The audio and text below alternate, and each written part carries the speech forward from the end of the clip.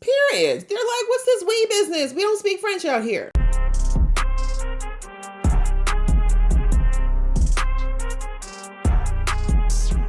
Hey guys, it's your girl Aisha, aka Geek XX Chic, and we are back with another episode of The Rings of Power. We are now on season 2, episode 5, which is called Halls of Stone.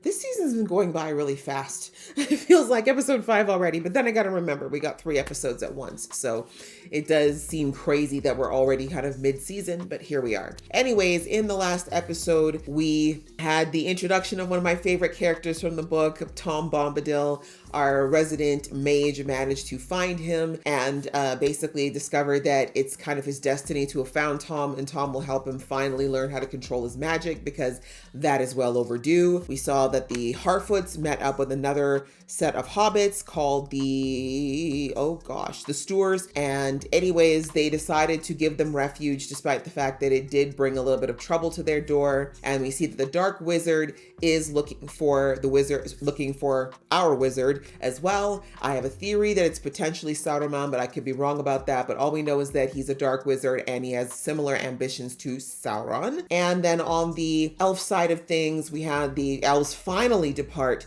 to try to head to Eregion, but they are well behind, and Sauron has already laid a bunch of traps to slow them down, and also brought the orc army to Eregion as well. So there's a lot of things happening, and we ended the episode with what looks like my girl Galadriel being captured by the orcs. So things are progressing right along, and I'm kind of excited to see where we're going to go with this episode. So let's jump right in. But just a reminder as usual that if you'd like to be in the know of when I drop episodes, please go ahead and hit that subscribe button and that notification bell. All right, that out of the way, let's get into the episode right now. Mordor. No. Khazad-dûm? I just assume all the mountains are either dwarves or Mordor. Who ring is this? They're done the rings already? Damn, that was fast. How much time do we think? I need to know. I'm confused. That's the devil talking to you right now. Your common sense should tell you to put that ring down. And you already have so much. Durin Jr. is funny. All is shortly to be well. He's like, Dad, do you remember that you're old? What are you doing up there? But I remember Durin doesn't trust the rings either. This is why him and Elrond are besties. They think very similarly, despite butting heads as much as they do.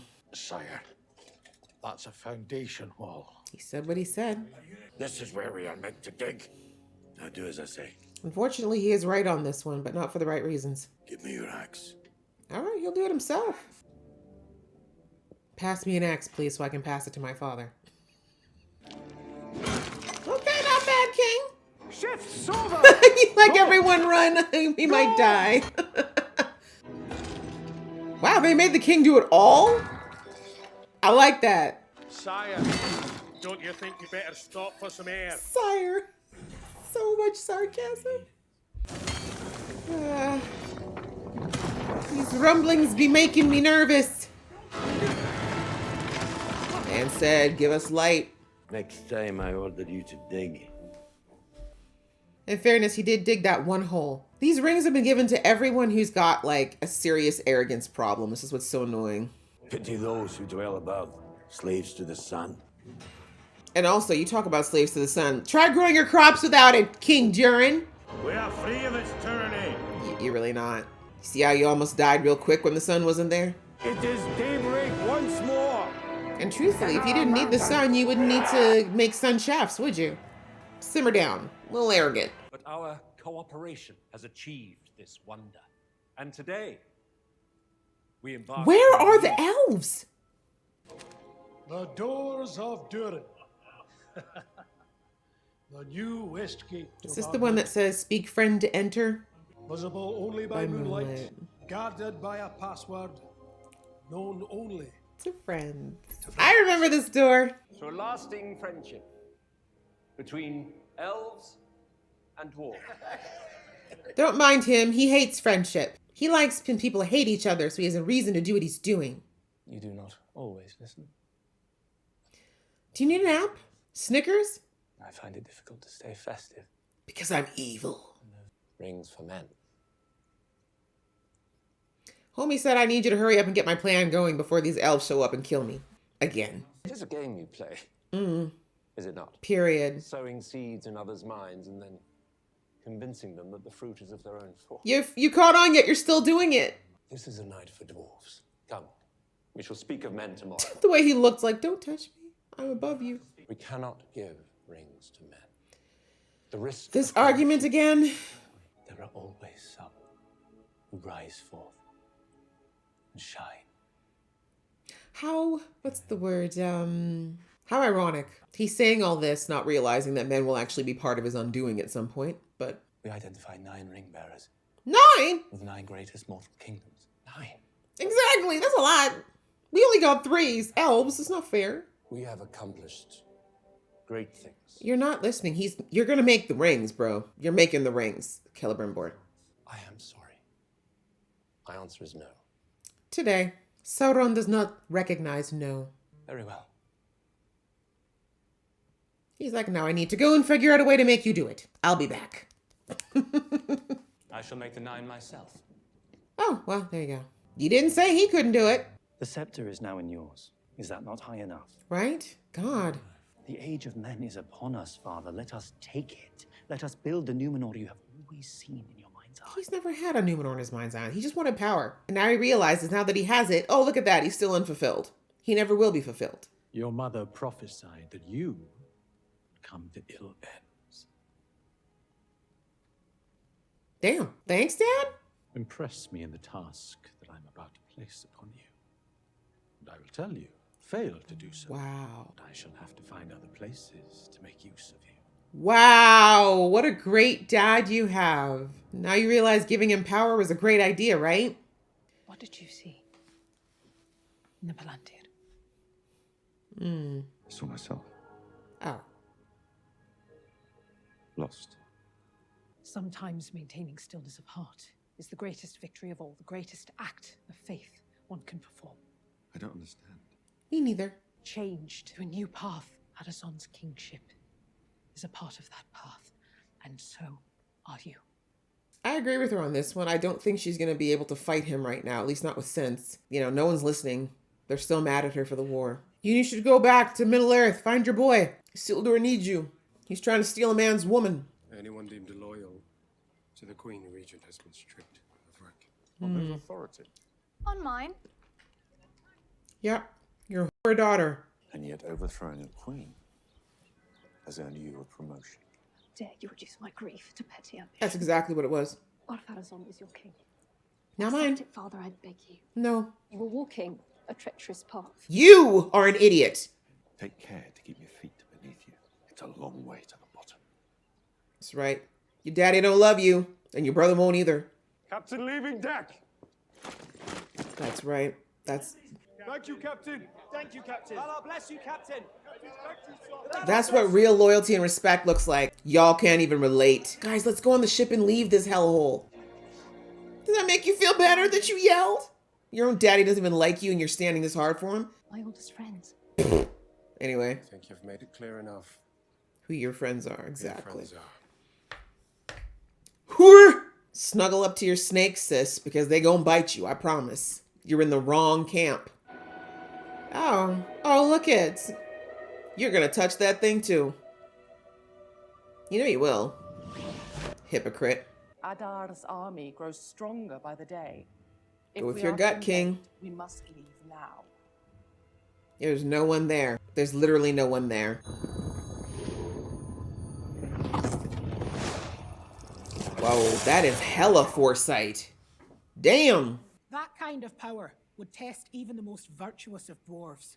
I pray your father keeps his path true. Ooh, sis. Too late, but I can't even blame y'all. Sauron made sure y'all were in a position where desperation overtook reason. It's rolling! You seem to have kicked it. The way she's telling everybody off on the way. Oh, not the stairs, God, no. And there's nobody that could have, just no one could have stopped that with their foot. Okay. Hope you didn't just cause an avalanche. Oh, Balrog, is that you, bro? Just go. Keep going, sis. Grab your light and go. Grab your light and go. Please, Disa, please. Please, I like you, please. Please grab your light and go. Okay. Power over rock. Power to shape the destinies of all dwarves forever. Go back and tell them that each of your realms may share in this bounty, but it comes with a price. I am the boss of all of you. Okay, where's Disa? Is she okay? Right beneath us. It's not gold, it's Balrog. You took it off. You said your hand was feeling heavy. Yeah, do you realize you're kind of addicted to that thing right now, sir? That doesn't strike you as weird. Narvi, I beg you. What do you want him to do? Master, you have your orders. I mean, the two of you could take him on. Just saying. He's old. And when we all die because of Balrog? I can see it. Okay, great. But did it tell you about the giant demon living at the bottom of your mind? Get your kids and get the hell out, Durin. Get your family and get the hell out. That's all I can tell you. Don't die down there for your dad's greed. Oh my god, is this a stupid assistant that's clearly on her knees for Sauron? Dardania was attempting to resize it. What are you up to, Sauron?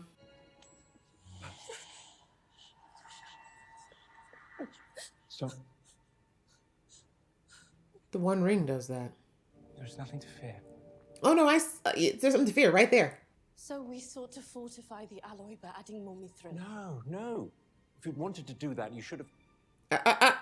That's what he wants. Something about the rings. I will see what he wants. No. You won't. No. I will go. Is your name Celebrimbor? Take your faulty ass ring and get out of my presence. Now, they tell me he refuses to share the other rings unless the Dwarf Lords promise him half. I mean, that sounds like just good business sense, to be honest, but a little overlordy. Is it possible? The ring he's wearing. No. Exactly. Then maybe the fault's in the ring maker. Ooh. What do you mean? What do How you know much about do that you really man? know about Thank this you! man? Durin, sense! How old are you, Celebrimbor? Yes, I live in it, actually.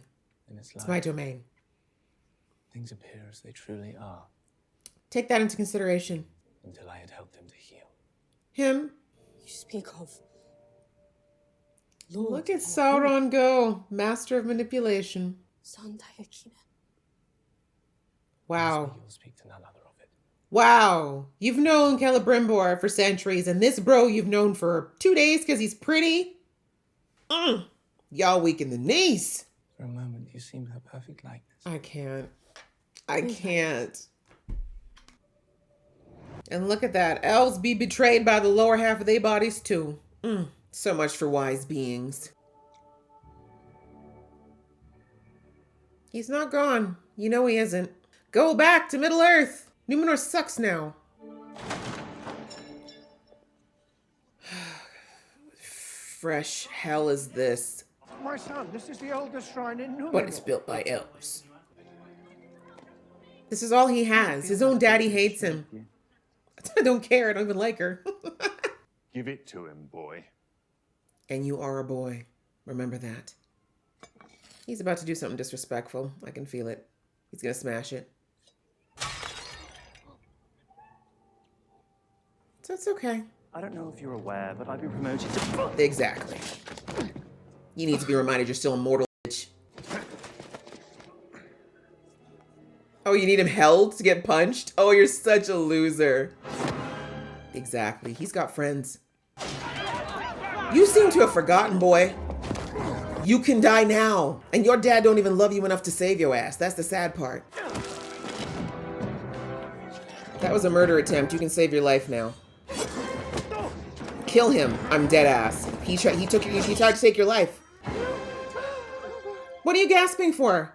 No! What on deal? Put it down! It's self-defense. And he's gonna do some bitch move, I promise you. He's gonna do a bitch move, I promise you. Kill him now. You're gonna regret that. You're gonna regret not finishing that. Because that little boy, he will kill. I told you. I told you. I told you. You'd regret it. That's on you. I'm sorry. That is on you, Captain. Because I could have told you, look, just like that. No way was he going to let that slide. He was going to do a backhanded, underhanded bitch of a thing. Because that's the way he moves. Never turn your back on a bitch. Never. So annoying. It's very Ned Stark, you know? You're trying to be upright with people who don't know how to spell upright, sir. You gotta play dirty sometimes. It's one who so masterfully manipulates metal. Just be mindful someone is not Oh, the irony. The irony. Did you alter the dwarven rings, yes or no? Well, you think he'd tell you the truth? Oh, Celebrimbor. You're so cute. No wonder you needed Middle-earth to be saved by hobbits in the future. Look at him. Look at him. He would never permit me to forge anything again. Is it either that? Oh, we make the rings for men. Straight on, even deeper into the maelstrom.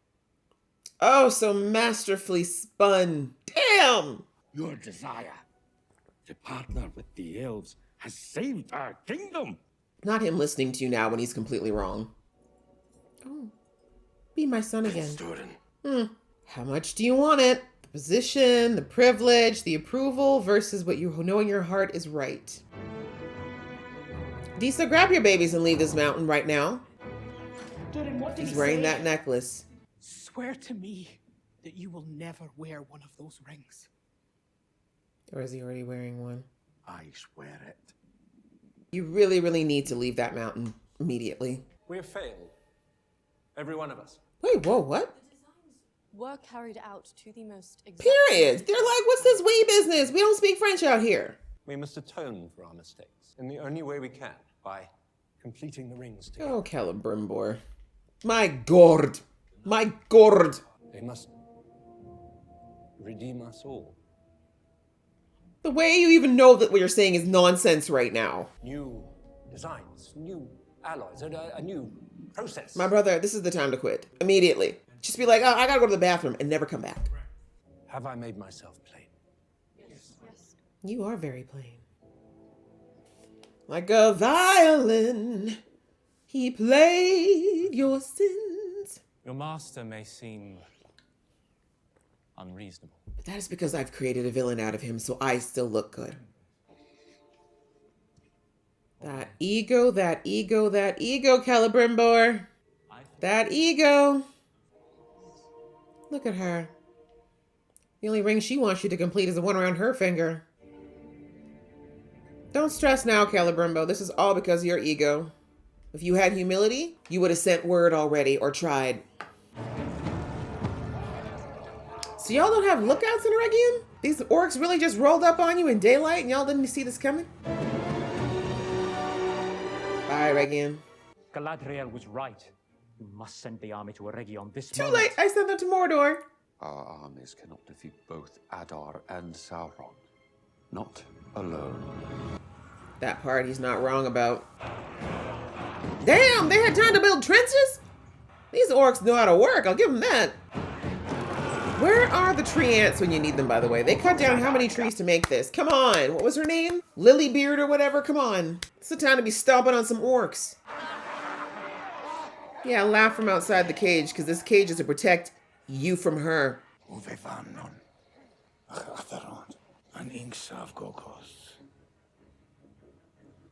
You ain't wrong about that. But you're being played by him as we speak. All someone had to do is push him in there. Push him in. But y'all was too distracted to even notice. Damn, damn, damn. Okay, guys. Well, that was episode 5. And man, things are just, they are moving along. This show is doing a really, really good job this season of building up that tension and that anticipation. And I love that in a show. I know some people don't like when there isn't a ton of like action and stuff, but I really like when a story takes time to build up the stakes and really show you the levels and layers that are required to make something that is as huge as Sauron's ambition actually come to fruition, because that's not easy. He's He's looking to subjugate an entire continent, right? So he's trying to subdue all of that on his own and be the sole ruler over God knows how many people, right? And that's not an easy thing to do. And to get the right pieces in place and to get your players where you need them and to be able to work on the fly and orchestrate and, revamp and pivot when necessary. Like, Sauron is the devil. Like, he's an awful, awful, awful creature. And obviously we know, what happens to him, and it's deserved, but you gotta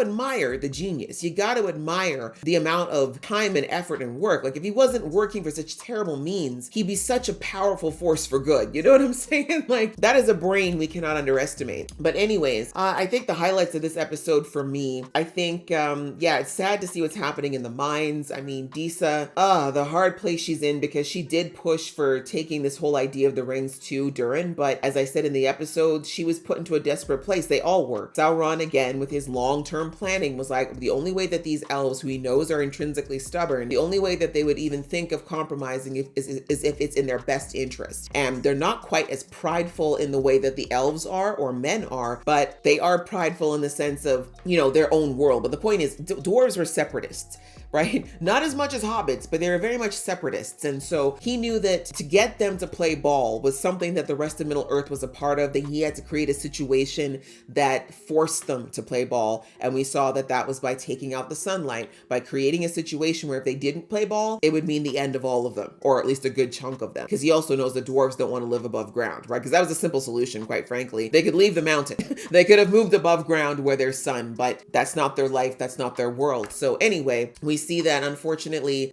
Disa did bring that idea and pushed for it because she thought it was the only way. And now she's seeing that these rings, the way that Durin is acting, the way that her ability as a stone singer and the other stone singers and their culture is now being kind of disrespected and disregarded in place of this ring and everything. Like, she's just like, something is wrong. Nothing feels right now since these rings came. Durin was already a bit of a, let's face it, he was already an egotistical ass, but now it's like times 1,000.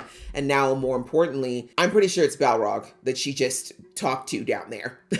And her actually warning, validly saying, hey, there's something down there. We need to leave it alone. Like, all I did was give it a little singy sing and it told me get the hell out. So imagine if we're down there digging and shaking up its house. It's going to come back. Like, it's been down there quietly minding its business because we stayed where we're supposed to stay. This is our lane. This is theirs. Let's not go down there. And she's doing her best to express that. And unfortunately, Durin thinks that the ring, just like all the ring bearers, they are now so reliant on the ring, right? The ring becomes like, it's like a drug, right? It's very much, all these rings are like drugs for these ring bearers, right? It's like they just feel like they need it. There's nothing else in their world but that ring. They focus on it to the point of distraction, and there's no talking. There's no sense to be had while the rings are on them. And what's worse is that now the more they wear them, as we know if you watch the movies and read the books, you know that the ring really does penetrate and poison their entire being over time. So even if you take the ring off of them, all they can think about is getting the ring back on. So anyways, it's already starting to happen. And it was just sad to see that Disa was trying to explain this, and Durin too. Like, Durin very much senses that the rings are not okay, but his dad's the king. There's this issue of the order of things and who's in charge versus what you know to be right. And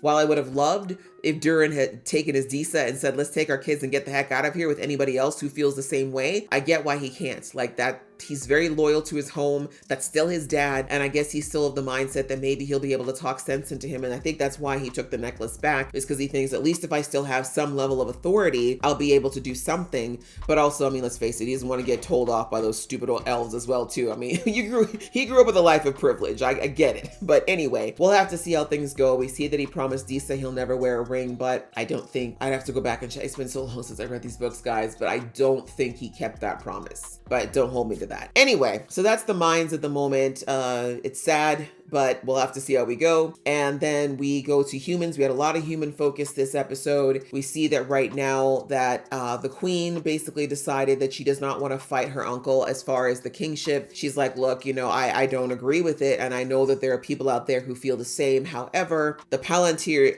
again, what she doesn't realize about the Palantir is that the Palantir doesn't give everybody the same vision. The Palantir shows visions based on who's touching it. So anyways, she kept seeing the vision of the downfall of Numenor, whereas we see that the very brief contact that Elendil, is that his name? I keep forgetting the name. Anyways, her loyal soldier, he didn't get that. He said he just saw himself riding away from Numenor. And so she's like, okay, well, maybe that means that the downfall's not happening. If that's the case, then this is what's happening right now is part of the course. And she's not wrong in the sense of the downfall is still happening. And guys, I'm sorry, I'm just going to say from here on out, if you're watching my reviews, I'm going to assume that anyone watching has read the books and or has watched the movies, or that you're not upset with being spoiled, because it's really hard to like caveat all the things that have not been shown yet. So just a disclaimer going forward, I'm just going to keep talking like you might know or you're willing to be spoiled. So anyway, we know unfortunately that the fall of Numenor is still going to happen. It's not going to happen in this lifetime though, right? So anyways, the point is what's happened is going to happen, but I do agree with her in the sense of I don't think that starting a civil war in Numenor is going to be the right way to go, right? It's not going to be good for the people, especially after suffering so many losses from their battle. So she basically tells him, look, Captain, I know it sucks, but we just got to just stay calm and wait it out. I feel like there's a reason this is happening. And of course, he's not really down for that because first of all, he hates her cousin, which I do too. And also because, you know, this means that they're obviously going to go hard on anyone that supported the queen because, you know, they're already people who were in their society were kind of outsiders, right? We know from last season that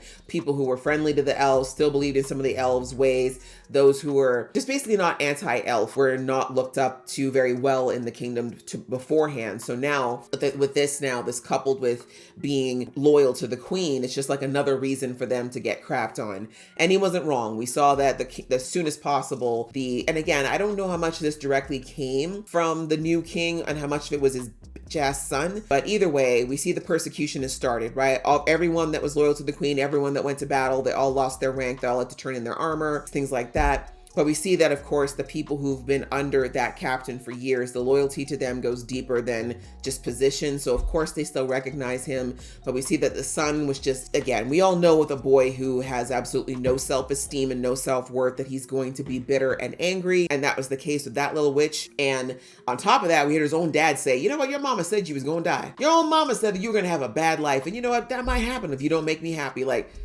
he just found out straight up. His dad basically said, both your parents never liked you. I mean, how do you even recover from that? I'd feel sorry for him if he wasn't such a little bitch. But anyway, so we see that he's really just putting the knife down, trying to assert authority because he realizes that he's nothing and no one. And even what's her name? The daughter was even to be like, Daddy, just go with the new thing. And he's like, no, girl, I never really liked you anyways. My boy, Isildur was my favorite kid to begin with. And now you've reinforced why he is.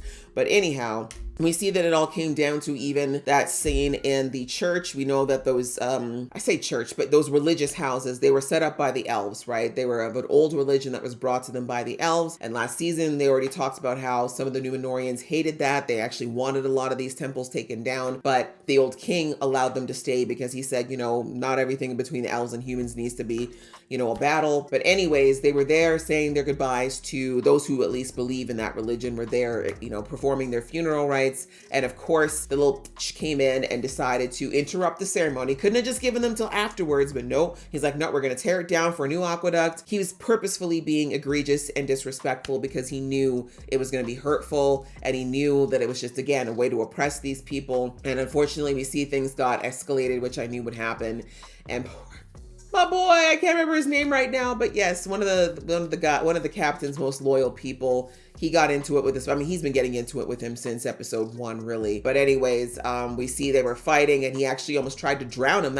Anyway, self-defense as far as I'm concerned. I really think he should have taken that little boy out, but we see that, you know, the captain did not want him to take the rap for that. I think in his mind, he thought the king would take that a little too personally and probably have him executed for it. I personally don't think the king would have taken it that bad, to be honest. He would have been like, well, my son picked the fight he couldn't win. I really do think so. But anyway, we know the captain doesn't think that way. And so he tried to save his, you know, one of his most loyal guys from making what he thought was going to be a big mistake. And I knew it. I'm like, men like him, boys like him, men who don't have any self-esteem and no sense of what's right or wrong, they will always take the coward's way. And as we saw, unfortunately, that poor boy paid the price for the captain trying to do the right thing. I said in the episode, he reminded me of Ned Stark, you know, someone who's trying to be upright and righteous and rule following in a model, or what was the word I'm looking for? A monarchy, I guess? Yeah, or a government or a system of power that's corrupted. Like when you're trying to go the straight and narrow path in a corrupt system, 9 times out of 10, it's not going to work out for you, unfortunately, because people who are corrupt, there's no moral boundary for them. They will do whatever it takes to win. They'll do whatever it takes to get what they want. They will be sneaky, underhanded, whatever. And just because you wouldn't do it doesn't mean other people wouldn't. And that's now, unfortunately, the captain learned that hard lesson that, yes, his men are upright. They were good people.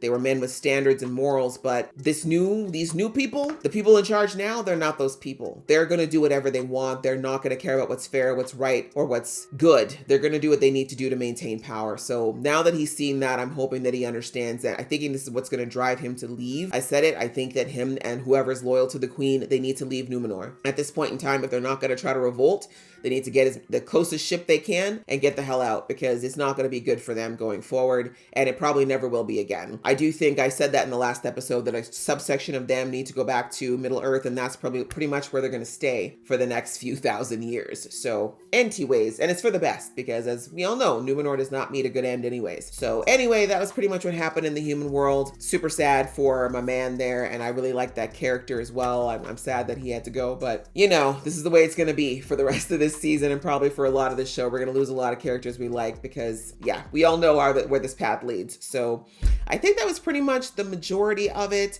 Very little of the elves this episode, outside of course, Sauron continuing to manipulate the people in Eregion. Again, I don't think I need to go much into it, but just seeing how masterful Sauron is in getting what he wants. He already has Celebrimbor wrapped around his finger. So even though Celebrimbor, the logical part of his mind kept kicking in, telling him, hey, maybe something is off with these rings. Hey, men really shouldn't be given these rings, etc., etc.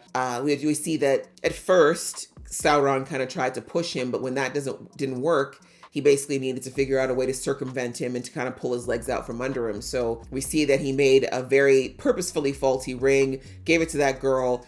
She got the invisibility, which we've seen before. The One Ring has the same ability as well. This isn't the One Ring, by the way. We know that. That's not been made yet. But anyway, and interestingly, I thought it was great how she described, in the movies, we get to see what the world of the ring looks like, the world of the unseen. It's dark, it's gray. People are kind of muted, except for Sauron, except that it wasn't the eye this time. It was the true form of Sauron. Like she said, flame, darkness, evil. Sauron, his true form. So anyways, very smartly, Sauron took that and twisted it and said, oh no, what you're seeing is Celebrimbor, his soul. It's corrupted from making the other rings, which of course feeds into the story that Celebrimbor was saying about the elven rings possibly being tainted by you-know-who. But again, just the way Sauron twisted that, took some of Celebrimbor's doubts, also took that stupid ditz of a girl who's clearly in love with him and tapped into her fears and just basically masterfully wove it this situation where the elves now feel like they have to help out because they've done something wrong when they didn't. And Celebrimbor, his whole pride is around being an amazing crafter, about being a master craftsman, as it were, and that these are his life's work. We heard him say that a couple episodes ago. This is my life's work, the peak of what I've done. So to have someone who claims to be high royalty of the elven world saying, oh, these are broken, and it's because you broke them because you suck, right? you really struck right at the heart of Celebrimbor's ego, which is a huge part of what he does, of why he does what he does. So very well played by Sauron. He played everybody in that whole tower like a violin, and they're right back to doing what he wanted, right? They paused for like a day and they were right back on schedule making the men's rings now. And seeing him smirk from time to time is both irritating but also hilarious, just to show that he's like, y'all are so easy. Like, I have got you elves figured out. I see how arrogant you are. I see how and that's the thing, right? There is arrogance too in what's happening, because Celebrimbor just really believes that he knows so much because he's been around for a few thousand years. Like, no one can fool him, not realizing Sauron, I think, is just as old, if not older, right? There's always somebody who's a little bit smarter. It doesn't necessarily take age and experience too. There can be younger people